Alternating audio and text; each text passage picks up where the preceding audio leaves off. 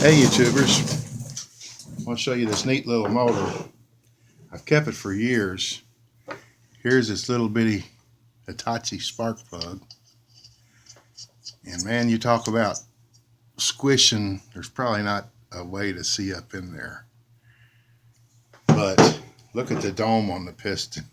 It's got the exact same pocket up in there. I mean, when it's mashed, it's fuel, it's squashed.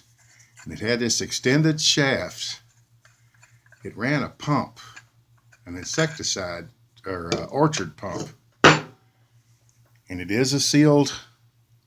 Well, no, it's not. I started saying it is a sealed bearing, but it's a sealed block with wet bearings.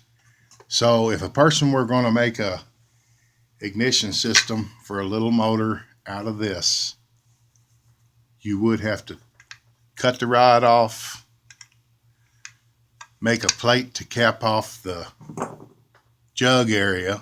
Got to be a sin because that jug is perfect.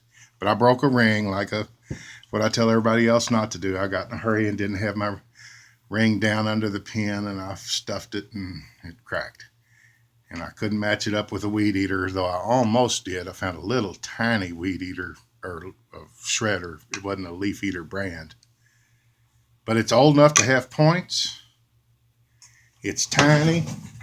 Say you had an old motor that didn't have any spark, and you didn't want to buy a coil for it. Oh Lord, I ain't got the strength I used to have. Say this old Rio here, which happens to be odd. Rio's turned backward, but if I wanted to put a clutch on that shaft, let me see if I've got that in my view. Yeah. If I wanted to put a clutch on that shaft, I could put this on a bike, have the spark plug pointing away from you so it would look normal. But I couldn't get rid of that gear case because the cam is the output over there.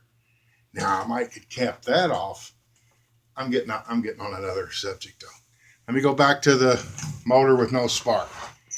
You take a little motor like this and a notch belt. Its direction goes that away. You fasten it wherever you want. Run your notch belt. Same amount of turns to the crankshaft. And you've got your instant spark. And you cap off that, put a little oil down in there. The counterweight on the crank would act as its own splasher, dipper. A little bitty reed valve deal. You wouldn't have to do anything to that. Just you could stick a sponge in it. That's a thought. And it did not have needle bearings in the wrist pin. It's just got a bronze bushing and an oil hole. But you'd have your own spark system. However, if anybody needed this little thing, I know it's out of the 60s, maybe 70s, but just to have a points system, and it's got hot fire. I wanted real bad to get it going. In fact, I almost stuck it together with one ring, and I thought, no, that's just wasted effort, something to do. But my buddy Bob Spees, who's long passed away, he took a little weed eater, Featherlight, I think it was, and basically gutted everything, flywheel fins, everything he didn't need but the actual spark producing part and the crank and the bearings, what I'm talking about doing. He put it in a motorhome on the generator because whatever brand it was so rare he didn't want to buy. He was like me. He loved rigging. He didn't like spending money on stuff that he could make, even if it wasn't cost effective.